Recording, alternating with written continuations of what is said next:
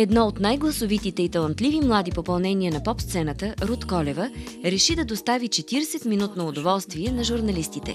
Разходката до град Правец не бе никак случайна. Пътят до там е точно толкова дълъг, колкото и дебютния албум на певицата. Истина, се радвам, че избрахме това място, за да направим една малка конференция, един вид. Интересно около албума, интрото го записахме преди 5 дена, точно преди да стане финално готов, но се получи много добре. Изпълнителката може и да не спечели в надпреварата в Евровизия, но за сметка на това може да се похвали с други успехи. Аз се чувствам все още много превъзбудена от въобще факта, че най-накрая го завършихме. Много се надявам да се хареса и това малко ме притеснява все още.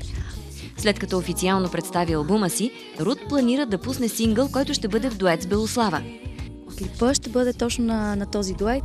Парчето се казва I Care и може би ще го пуснем средата или края на май. Певицата призна, че любимата й песен е парчето "Защо?". Изпълнителите все по-рядко се наемат да издават албуми, но все пак амбициите никога не липсват. То реално наистина има проблеми. В днешно време да имаш албум е, може би, въпрос на чест или не знам как да го кажа. Престиж.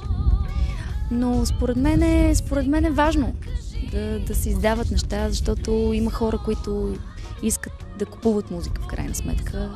Руд заслужава поздравления, защото определено успя да се отличи от всичките си млади колеги.